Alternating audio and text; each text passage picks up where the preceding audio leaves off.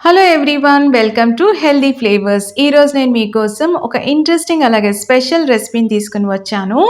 అదే గంగవాయల కూర పప్పు. గంగవాయల కూరని గంగవల్లి కూర, గంగపాయల కూర అని కూడా అంటారు.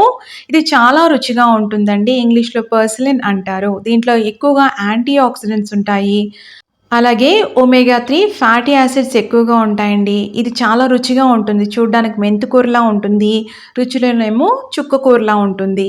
వీడియోని కంప్లీట్‌గా వాచ్ చేసి దీన్ని ట్రై చేయండి. ఎన్నో హెల్త్ బెనిఫిట్స్ ఉన్న ఈ ఆకుకూర అప్పుడప్పుడు తినడం అనేది ఆరోగ్యపరంగా చాలా మంచిది. ఇక మనం రెసిపీలోకి వెళ్ళిపోదాం. చూస్తున్నారా? ఇక్కడ నేను కందిపప్పు ఈ మాత్రం తీసుకున్నాను.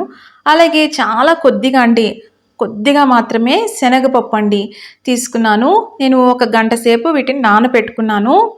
నానబెట్టుకుని శుభ్రంగా కడుక్కొని నానబెట్టుకుని నీళ్లు తీసేసి వాడుకోవాలండి. పప్పు ఎప్పుడు కూడా నానబెట్టుకునే వండుకోండి. గ్రెయిన్స్ అయినా ఇలాగ పప్పు దినుసులైనా సరే. అది ఆరోగ్యపరంగా చాలా మంచిది. ఇది గంగవాయల కూర అండి. గంగవల్లి కూర అని కూడా అంటారు. చూస్తున్నారా? మెంతి ఆకులా ఉంటుంది చూడ్డానికి. రుచి మాత్రం చుక్కకూరలా ఉంటుందన్నమాట. చాలా రుచిగా ఉంటుందండి ఈ ఆకుకూర. హెల్త్ బెనిఫిట్సే కాదు, రుచి కూడా అంత బాగుంటుంది. ఇది శుభ్రంగా కడుక్కొని నేను ఉప్పు వేసుకొని కాసేపు ఉంచి శుభ్రంగా కడుక్కొని పక్కన పెట్టుకున్నాను. ముక్కలేం కట్ చేసుకోక్కర్లేదండి. దీన్ని తరుక్కొని అవసరం లేదు యాస్టిస్గా, ఎందుకంటే తొందరగా నలిగిపోతుంది అది. నానబెట్టుకున్న పప్పు వేసుకుంటున్నాను. కొద్దిగా శనగపప్పు వాడడం వల్ల పప్పు అనేది క్రీమీగా వస్తుందండి. ఇది ఒక టిప్. పప్పు రుచిగా ఉండాలంటే కాస్త ఒక్క స్పూను లేకపోతే అర స్పూన్ అన్న శనగపప్పు వేసుకోవాలి. ఇప్పుడు 3 పచ్చిమిర్చి 2 ముక్కలు చేసి వేసుకుంటున్నాను. అలాగే ఒక పెద్ద ఉల్లిపాయ నేను 4 ముక్కలు కట్ చేసి వేసుకున్నాను. ఒక 3 టమాటోలండి మీడియం సైజ్వి 4 ముక్కలు కట్ చేసి వేసుకున్నాను. ఇది చాలా ఈజీ అండి ఈ రెసిపీ. బిగినర్స్ కూడా చాలా ఈజీగా చేసేసుకోవచ్చు. ఇప్పుడు ఇంత మాత్రం చింతపండు అండి. ఈ కూర కొద్దిగా పులుపుగా ఉంటుంది. లైట్గా, అంటే చుక్క కూర ఎలా ఉంటుంది అలా ఉంటుందన్నమాట. ఇంత మాత్రం చింతపండు వేసుకొని తగినన్ని నీళ్లు వేసుకోవాలి. ఎక్కువ వేసేసుకోవద్దు, ఈ ఆకుకూరలో కూడా నీరు ఉంటుంది. అలాగే ఒక పావు స్పూన్ కన్నా తక్కువగా పసుపు, ఒక హాఫ్ స్పూను కారం. ఈ మాత్రం సరిపోతుంది, ఎక్కువ కారం బాగుండదు. ఇప్పుడు ఒక స్పూను ధనియాల పొడి. పప్పులో ధనియాల పొడి వేసుకుంటే మంచి రుచి వస్తుందండి. ఆఖరిగా ఒక చుక్క నూనె వేసుకోవాలి. దీనివల్ల పప్పు అనేది పొంగకుండా ఉంటుంది. ఇంకోటి బాగా ఉడుకుతుంది పప్పు. ఆకుకూర వేసి వండుకునేటప్పుడు ముందుగా నీళ్ళు అన్నీ వేసుకొని అప్పుడు ఆకుకూర వేసుకోండి. అప్పుడు నీళ్ళు అనేది ఎక్కువ వేయకుండా ఉంటాం అన్నమాట. ఇది తరుక్కొని అవసరం లేదు, అది తొందరగానే ఉడికిపోతుంది.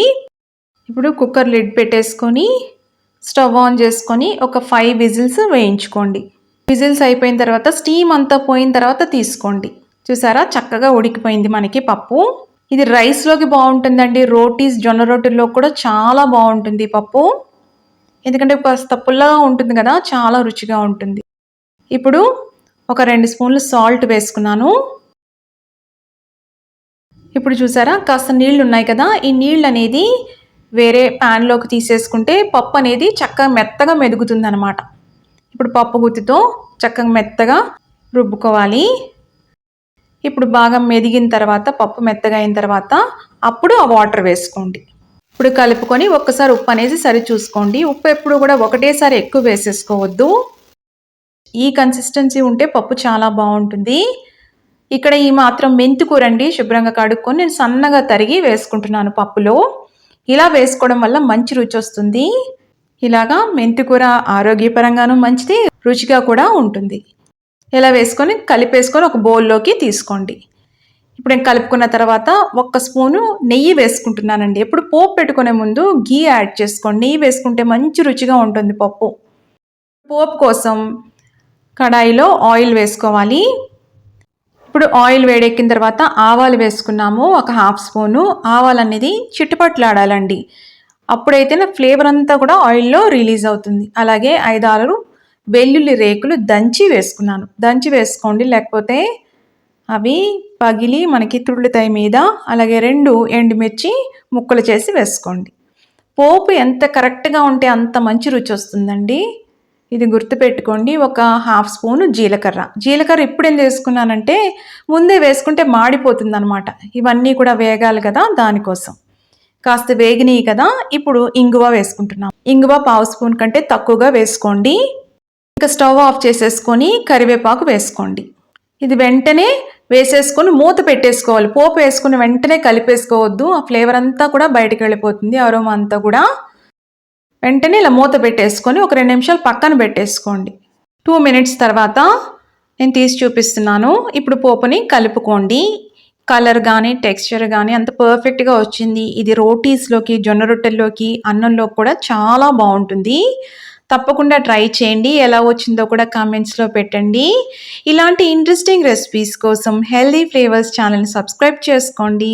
రెసిపీస్ ట్రై చేసి ఎలా వచ్చినాయో కూడా కామెంట్స్లో పెట్టండి. అలాగే ఈ రెసిపీ కనుక మీకు నచ్చినట్టయితే లైక్ చేయండి, షేర్ చేయండి.